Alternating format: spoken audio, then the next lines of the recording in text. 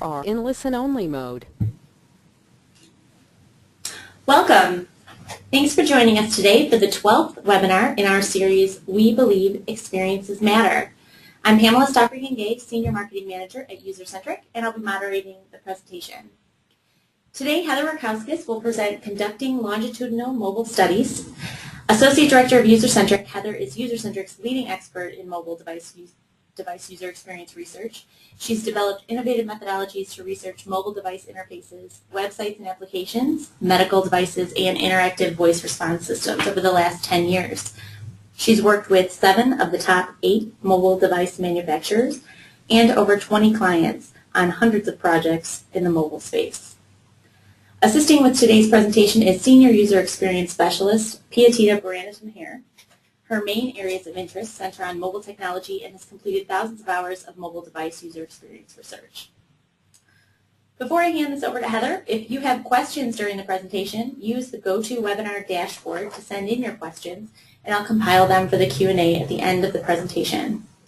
I'll also be monitoring the chat window, so if there are technical issues, we'll try to address those as best we can in real time. Join the conversation today on Twitter using the hashtag UXLunch. Take it away, Heather. Thanks, Pam. Okay, so to get started today, just a little bit of background on Centric for those of you who may not be as familiar with us. We are a user research and design consulting firm based out of Chicago with over 50 full-time consultants. Approximately 40% of our business is in mobile, which translates to about 50 projects per year. So why are we here today? Today, Pia and I are going to focus on 10 tips for conducting successful longitudinal studies, and these are tips that we've picked up throughout the years. Our tips are going to focus primarily on avoiding common pitfalls relating to project planning, recruitment, and data collection. And while this methodology can be applied to multiple domains, we'll be providing examples today primarily from the mobile space. And by mobile, I mean traditional non-smartphones, smartphones, and even tablets. Let me a second here, sorry. Okay. So what are we not going to focus on today?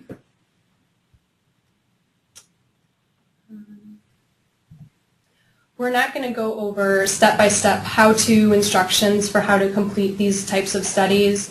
And I'm not going to focus on various different types of study design. We also won't go over comparison of methodologies, so why would you complete a longitudinal study as, say, opposed to an in-lab study. And we're also not going to get into some very specific data collection tools. Each of these is a pretty big topic in and of itself, so they could even warrant their own webinar.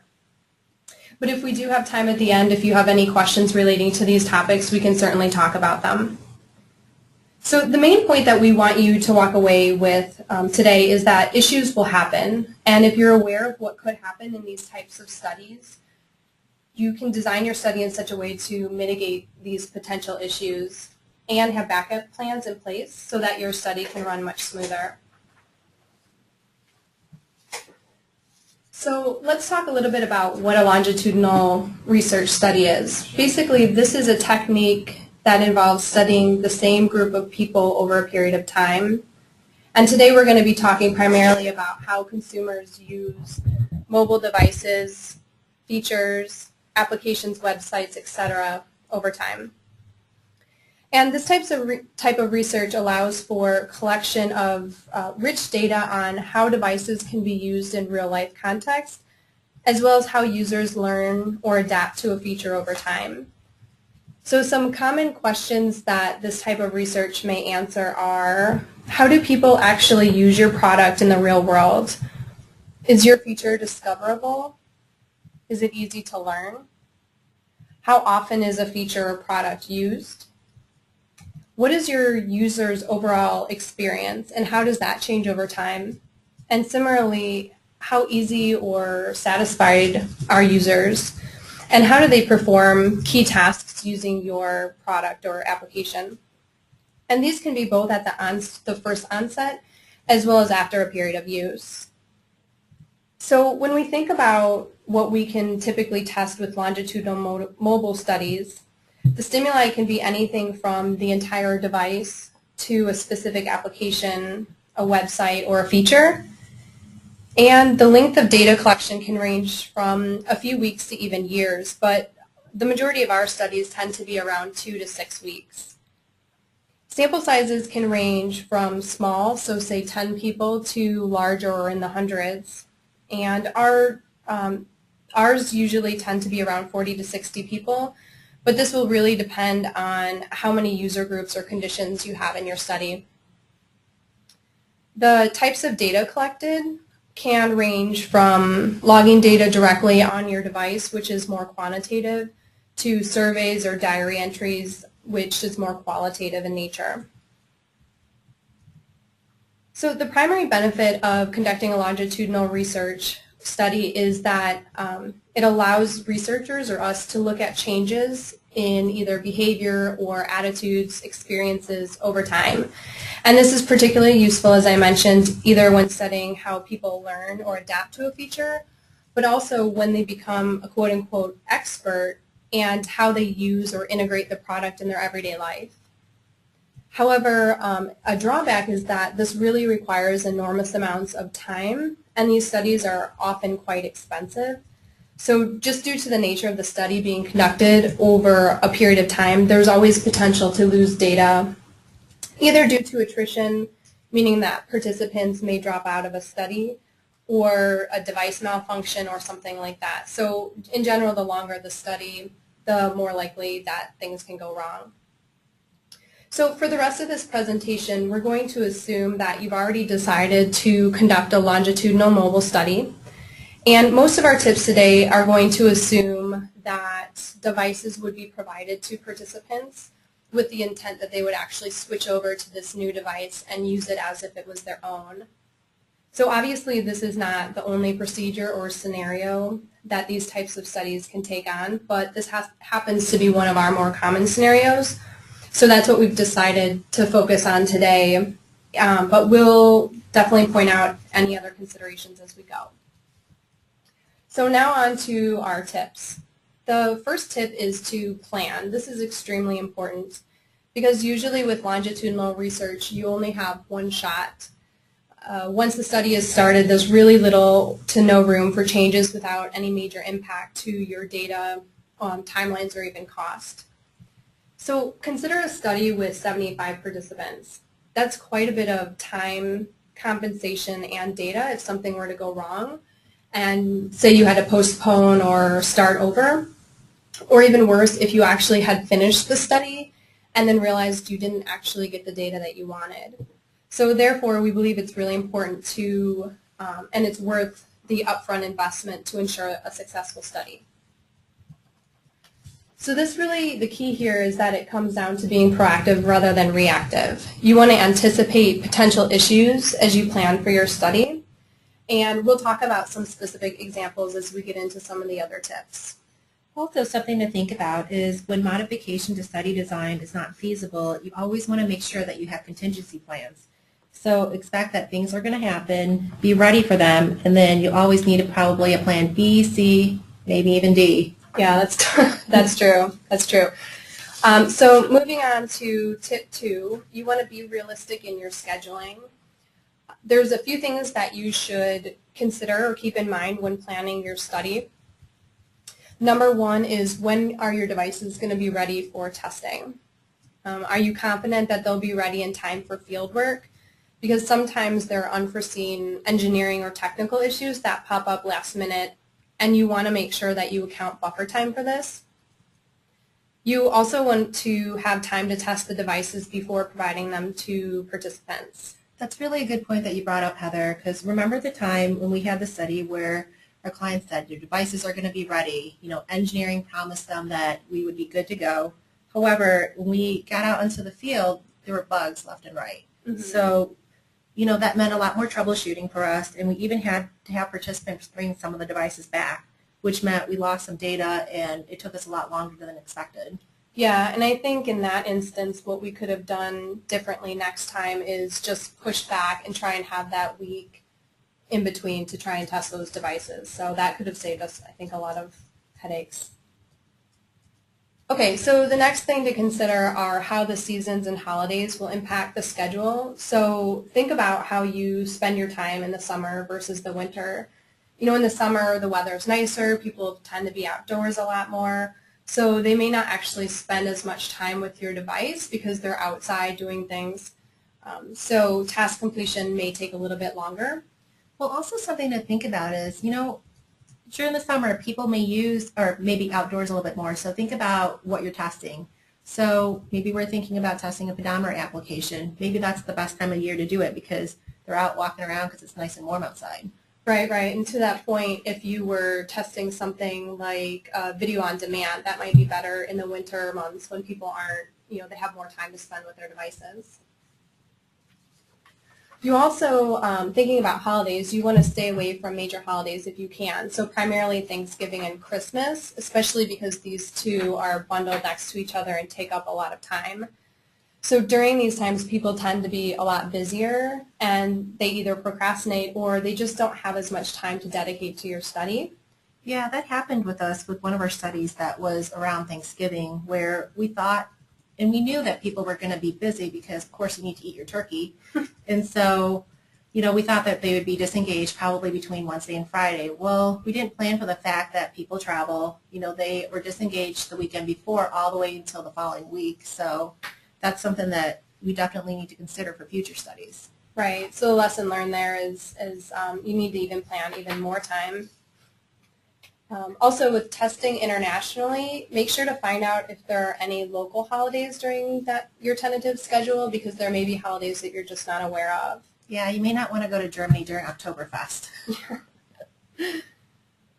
Also, you want to, when you're recruiting, you want to find out if participants have any prior engagements that might impact their availability, but also keep in mind that things pop up at the last minute. So you want to avoid tightly packed schedules to allow some buffer time. And again, just be smart and anticipate that slippage is probably going to happen. So if you can, add a couple weeks to pad your calendar, your schedule. Our third tip is to recruit based on behavior rather than just demographics. So you want to think about who you want in your study, who would be a good fit and who would not be a good fit. So user research with unrepresented users is pretty much a waste of time and money, and it really doesn't make sense to cut corners here. So again, you want to screen for behaviors and not just demographics. When faced with a new device, we've found that users' past behavior or their experiences will actually predict their performance much more accurately than just pure demographics will. So demographic factors such as like gender or age, they may be important segmentation variables for marketing, but they tend to have very little impact on the way someone actually uses a product. When you're writing your screener, you want to make sure to ask precise questions. So for example, if you want to distinguish how much they use their device, don't just ask how often they use their device because someone's frequent is someone else's sometimes. So instead you can ask things like what types of activities do they do on their mobile device? Yeah, a good example of that was the study that we did on texting applications. We realized that we wanted to recruit native English speakers and not just, you know, people who were fluent in English, because one of the things that we realized was, yeah, a person can speak and read in English, but then we have to think about the recipients who are getting those text messages. Were they actually typing all of their text messages in English to them? A lot of times we found out that it was a combination of both English and another language. Right, right. So the key here is to create a good screener that ensures that you find the right participants for your study. So the fourth tip is to recruit motivated participants. And why is this important? Well, number one, it ensures that you will get good data in a timely manner. Also, it increases the chances that your participants will stay with you throughout the duration of the study. And it increases the likelihood that you'll actually get your devices back, which is quite important, especially if you're giving out 75 devices. So let's talk a little bit about what motivates participants. I would say the number one is money. And for us, the general rule of thumb is that compensation should be higher than the cost of the device. And again, this will help with the likelihood that you'll get your devices back. So when we think about compensation, we think about when to pay participants. So for our longer studies, some of the things that we do, we'll pay them as we go or increasing chunks over time. So if the deadline or the end of the study is far enough away, it may not be a motivator for participants to stay with the study. But for some of our shorter studies, we tend to pay them just at the end because, again, we want to encourage participants. We don't want to make it easy for them to say, well, I've got at least half my money, I'm done. We also think about what forms of payment are good. We typically provide cash or check. I think that's pretty standard.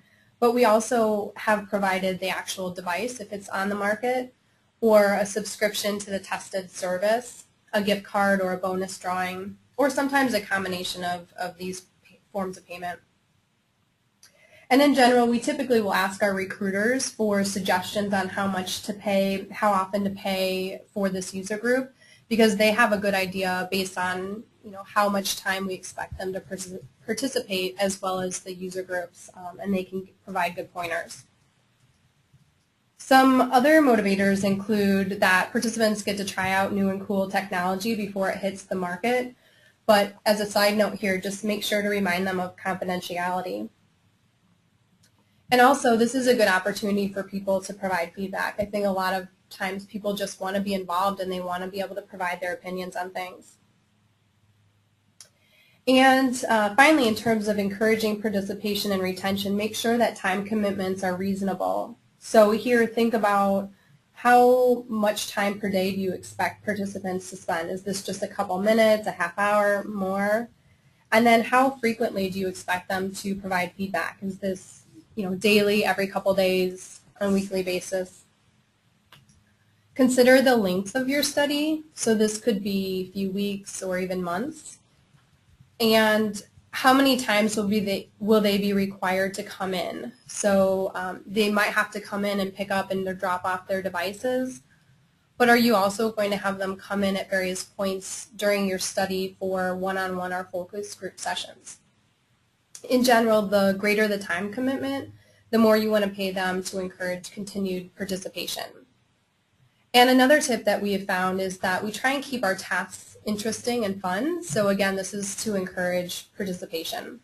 Yeah, an engaged user is one who will likely continue to use your product over time, so it keeps them going. Yeah. So our key here is that compensation and time commitment should be reasonable for the duration of the study. Our fifth tip is to support participants to be able to use the test device as their own. So as I mentioned at the beginning of the presentation, for many of our studies, participants are actually provided with a device that we want them to use as if it was their own. And in these cases, we truly want them to use that device as if it was their own device. So this means for us that the provided device needs to be set up in such a way that it can truly replace their current device. So they don't really have a need to go back. So think about if not all their contacts are transferred and they want to send a text message, they'll need to go back to that old device to get that contact's phone number, but they might as well just continue to text them from there. So that's the behavior that we want to avoid. Some items to consider in terms of transferring content are contacts, emails, and calendars, but also consider photos, music, and applications. So some things to consider in terms of transferring content include making sure that you research ahead of time what needs to be done to successfully transfer to the new device. And this really depends on what devices they're moving between, so that's why we're not going to be providing specific tips here. But there's quite a bit of research out there on the internet for this. And it's not just as simple as swapping out a SIM card, and we have found that out. So this picture here is Pia setting up for one of our studies. You can see she has quite a few phones there, and there was just a lot involved with trying to get everything ready to go. Yeah, something that I thought would take me an hour actually took me 6 hours. Yes.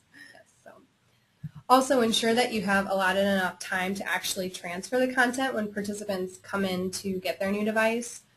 One example here was that we prepared all of our instructions for transferring content ahead of time.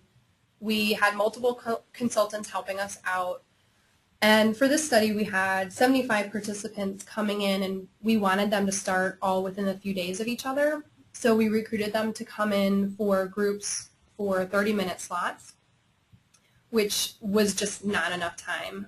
They all had different needs. I think some people, even despite our preparation materials we sent out ahead of time, they didn't back up their content. So, thinking about the pictures that they wanted or whatever else they needed on their new phones, we actually had to do that when they came in. We also encountered technical issues that we weren't expecting with the cellular network or a wireless. So all of this took just a lot of time. So next time we would not recruit so many people to come in at one time, or we would consider more of a classroom style with a longer session and have the participants actually follow the instructions themselves, and then just have us be there for support as opposed to being the one who's the primary person trying to transfer the content. You also want to make sure that the device or application works before participants leave, because they'll need to make phone calls or send text messages or even use this application. So this will cut down on some of the troubleshooting after they leave. You also, as I mentioned, want to make sure that participants back up all of their data prior to both picking up and returning the device. So the key one here that we found was photos. You don't want them coming in to return their device and then have them lose all their pictures. That would not make for a happy participant. Also, if you're using a logging tool on your actual device, make sure that you've downloaded the data from that phone first, and then restore the phone to factory settings in front of the participant for privacy concerns so that they know and trust that all their data has been erased. Again, this also takes time, so you just want to make sure you account for it. The next tip is to be prepared to troubleshoot, especially during off hours. You want to expect that participants will run into problems with the device, application or feature, or even your tasks or data collection tool. And you don't want to reach the end of the study and then realize that you missed something that could have been prevented. However, not all participants are going to be vocal about issues that they may experience. Many people have a high tolerance for bugs or issues, so just be aware of that. And encourage them to report anything that might be out of the ordinary, because they may actually think it's a part of the study. Yeah, I think you make a good point there, Heather, because we had a texting study a while back with a virtual keyboard, and we didn't realize there was a bug with the virtual keyboard. So, for example, the letter L just didn't work. So, I mean, the L is a pretty commonly used letter, so people found their own creative ways and their workarounds around it. So it's just something to keep in mind where you want to monitor and just make sure you're available for troubleshooting. Yeah, and that's right. So participants didn't tell us until the very end when they came in about it, and we were shocked that they wouldn't report something like that, but a lot of them said, well, we just thought it was something with the study. So you never know what's going through their minds. You also want to monitor data for possible issues, data meaning their survey or diary entries, because sometimes they may not report issues directly to you, as they may have included them in their data and just assume that you would be reading that. Keep in mind that monitoring data and or troubleshooting can take up to a few hours per day, so again, make sure that you have enough time in your schedule for that. And also be prepared that troubleshooting, you might have to do this outside of your own normal working hours to support participants when they're not working or in school. Also, it's very important to make sure that you have backup devices in case anything happens to a test device so that you don't lose an entire participant. So our next tip is to conduct a trial run to catch and prevent issues early on. And these can be issues with the device or application, the data logging tools, surveys, your procedure, things like that. And this again goes back to being proactive rather than reactive. When conducting a trial run, some of the things that you want to consider are that the environment and procedure should be the same thing as the real deal. but it should be done with a smaller sample size. And it should be conducted with enough time to actually react to these findings. This could be a week before you launch your actual study, but if you have a lot at stake or it's a large study, you may want to consider conducting your trial run if you have the time in your schedule before you start recruiting for your actual study, because this can save you time and cost if you need to make any major adjustments. A trial run can help you tease out any issues with logistics and scheduling, device setup. So have you allotted enough time to actually set up your devices? Did you encounter any issues when you were trying to set them up? In the event that a participant is using their own device, were there any issues with them downloading or accessing the application? In terms of technical issues, do the devices work as they should for the duration of the study? And can participants complete tasks successfully without technical issues? So again, focusing on technical aspects. And if participants did have trouble during your trial run, were you able to provide the right support or enough support for them? Also, in terms of data collection, determining if your data collection tools work properly. And in terms of pulling data from device or resetting the devices, did you have enough time to do that? Were you able to do that without any issues? Things like that. So in the example that we talked about before, where we were not able to have enough time to test the devices before we started the study, if we had been able to conduct a trial run here, we may have been able to discover the bugs ahead of time, which could have saved us time and lost data. Our 8th tip is to plan for data monitoring. And monitoring data in real time will help you to identify potential technical issues, as well as to make sure that you're actually getting the data that you want. And you don't need to, or you don't want to just wait till the study is over to look at your data for the first time. So some things to keep in mind here are to determine what you want to monitor during fieldwork. So are you going to keep an eye out for technical issues, whether participants are completing your tasks or surveys on time? Are you going to review the actual data so that you can ask follow-up questions based on their feedback? And depending where your data is stored, so this might be online surveys or it could be logging on the device, you may want to pull down your data every so often for backup purposes. Right. We had one study where we had a logging tool that we needed to collect all the data, and we realized that, you know what, the data that we needed isn't going to be analyzed until the end. But what we did was we asked people to, asked people to send us their log files throughout the whole entire process. So for two reasons. One, we can make sure that, that process is working properly, and also we could back up their data in case something happened, like your phone explodes. Yeah, luckily we haven't had any issues where we've lost data and actually needed these backups, but again, it's always better safe than sorry. So the next point to consider is how often do you want to monitor your data? And this really depends on the length of your study and what you're asking participants to do. So you could be monitoring every few days or after primary milestones, such as after a task or survey is sent out. And in general, for our studies, we usually wait 1 to 2 days and then send a reminder email. And if they still haven't completed it, we'll follow up with a call or a text depending on their preferred communication methods. So in general, we don't want to pester them, but again, we are paying them to provide us with data, so we want to make sure that we get that. So the 9th tip is to anticipate findings. You want to ensure that your study design will allow you to collect the right data to answer your primary objectives. And again, anticipate potential findings and have a backup plan ready. So for example, in one of our studies, we were focusing on both the discoverability and usage of a new feature on a phone. And since one of the objectives was discoverability, we didn't want to point out the feature ahead of time because that could have impacted behavior. However, it turns out at the end that participants never actually discovered this feature, so that was not good for us because we only had data that the feature wasn't discovered. We didn't actually have any data about how they would actually use this feature.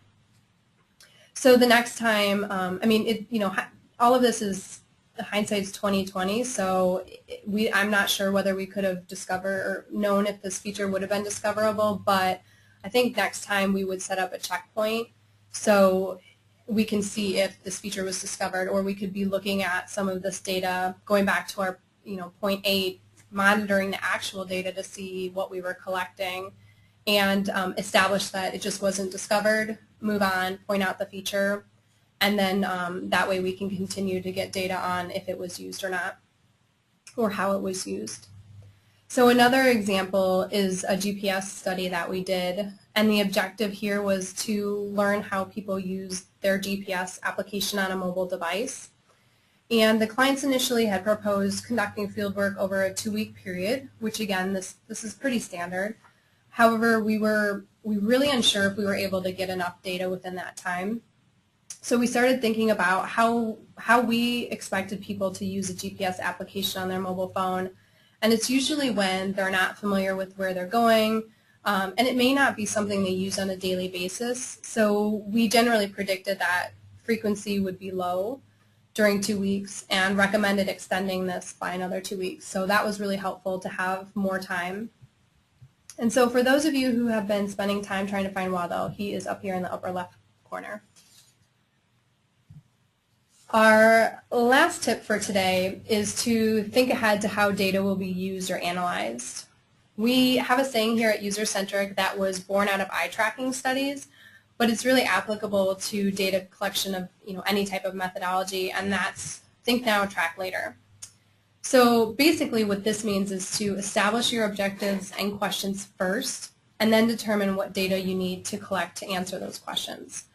So oftentimes it's easiest to just collect whatever you can without thinking about how it will actually be used or what questions you're trying to answer. So just, again, collecting whatever you possibly can. However, collecting too much data can be overwhelming and you don't want to get lost in the weeds. Or it may turn out that you haven't actually collected the data that you need in order to answer your primary objectives. You also should think about your plan of attack for data collection to ensure that you get the data you need. So a couple of things to think about here. Number one is, what should you be collecting? So again, this all goes back to what your study objectives are, and those objectives should drive what data you're going to collect. So this might be quantitative measures such as logged keystrokes on your phone. It could be self-reported success, survey data, open-ended diary responses, uploaded pictures, videos. But again, collect only the data that you need because collecting too much can really overwhelm you. Yeah, I remember that because one of our earlier longitudinal studies that Heather and I did, we collected a lot of data. So we did, we had participants do online surveys, they did diary entries, we also had them come in for one-on-one interviews. And at the end, we had a great wealth of knowledge and a great wealth of data, but it took us a long time to kind of weed through what was important and what answered our objectives. So too much data can be a killer. Right. So the next thing to think about is what methods are you going to use for data collection? So thinking about what tools you can use that are most effective for everyone. This is including both yourself and participants. Again, it might be a data logger on a device. It can be open-ended diary study that's either written down on paper or something that's collected through applications such as Evernote on the phone. It could be an online survey or a survey that they take on their mobile phone. But you really want to find simple ways for your participants to enter data and for you to extract and monitor it. You don't want your data collection method to either prevent or distract users from actually using the device or the feature or application. And you also want to make sure that it's easy for you to analyze. So another consideration for picking your data collection method is how much time it's going to take you to do the analysis. So obviously sifting through diary entries will take quite a bit longer than just averaging multiple choice survey responses. But again, this all goes back to what questions you're really trying to answer. And finally, we talked about this a little bit earlier when we were talking about compensation and encouraging participant retention, but consider how often you will be collecting your data. Be mindful of your participant's schedule. So for example, how long are you going to collect, or are you going to collect data every day, every other day? How long will it take for them to complete this? So we basically have found through most of our studies that participants are likelier to have smaller chunks of time more frequently than to have longer chunks of time. So to expect them to provide feedback for an hour is probably not as likely as them just doing a task or using their phone and completing a quick survey. So making the schedule convenient to encourage participation and task completion. So really here there are no right or wrong answers. You just want to make sure that you have a well thought out data collection plan, as it'll make your life a lot easier as you go to do your analysis. So in summary, I'll just quickly review our tips here. They are to plan. That's obviously very important. That was a recurring theme in here. Be realistic in your scheduling and timing. Recruit based on behavior rather than just demographics. Making sure to recruit motivated participants to ensure task completion and participant retention. Support participants to be able to use the test device as their own device. And be prepared to troubleshoot, especially during off hours. Conducting a trial run to catch and prevent issues early on. Planning for data monitoring. Anticipate your findings, and thinking ahead to how your data will be used or analyzed. So knowing all this will reduce headaches for researchers, as again this allows for early detection and prevention of issues, but it's also going to help you set proper expectations for your project teams or stakeholders, and it will help to set up for a more successful study because you will again be able to anticipate issues and have backup plans in place. So thank you. Great, thank you, Heather. I do have some questions here that have come through. I'm going to go ahead and hand those to Pia. If you have any additional ones, please send them through the GoToWebinar dashboard, and I'll try to keep her loaded with questions till we're done. Great, thanks.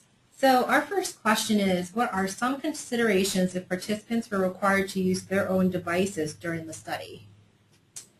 That's a good point. So today we focused primarily on if participants were handed devices, because that's our what we do most often. But if they're using their own device, well, first and foremost, they're not going to have to come in probably as often because they won't need to pick up a device or return it. But there are also some considerations to make sure that they're using the device as you would want them to. So let's say that you want them to interact with the website. You may want to make sure that your website works on various browsers, because we're seeing a trend now that people are downloading different browsers on their handsets. So, or you may need to require them to use their native browser. So that's something to think about. Also, it may be just more difficult to troubleshoot if they're having different phones. So when we provide them the devices, it's kind of a known factor of what we're dealing with. Yeah, because we may not always know how to fix their phones. We know if there are problems with our applications, and we can probably tell them to do with our application or our website, but if your phone has a cracked screen, we're not going to fix that for you. So another question that we got was, have any of your participants ever lost or broken a device on any of your studies? So kind of a follow-up to what I just said. Yeah. Well, actually, yes, we have had one of each, but we've only experienced one of each throughout all of our studies, so I think that's pretty good. So we typically in the beginning will have participants sign a phone release form that states that they'll be responsible for the devices that they're taking home with them, as well as whatever components we provide, so the cables and chargers and things like that. And says that they'll be invoiced for the value of the phone. So that kind of helps to motivate them, again, to return their device. So we had one instance where someone lost the phone, and we basically reminded him a couple times that we would deduct the cost of the phone from his compensation, but miraculously he found the phone a few days later. So I guess in reality we haven't had anybody who has lost a phone and it stayed lost. We also had an instance where a participant had broken their screen. So when she brought it in, we determined that the device was still usable. Everything was okay other than the shattered screen, and we figured that could be replaced pretty easily. She was really, really upset and sincere about it, so in that instance we did not end up charging her. But really I think this phone release form and setting expectations up front has been pretty key. Okay, so we got a few more questions in. A lot of it is around different types of tools or products or services that we can use for data collection for longitudinal studies. Okay. So, can you give some examples about the types of products that you would recommend for this? Sorry, can you repeat that?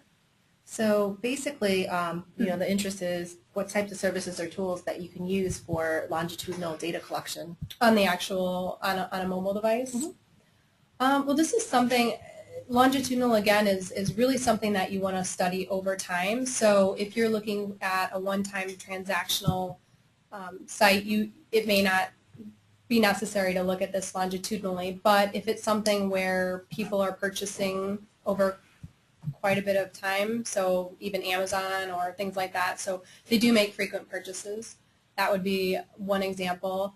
Texting is obviously something that would be a really good product for this, because that's not something that's just walk up and use, especially as we're starting to see all these different keyboards that people can download. So again, it's really anything that is used over time. You had brought up the pedometer example, so I guess those would be some examples.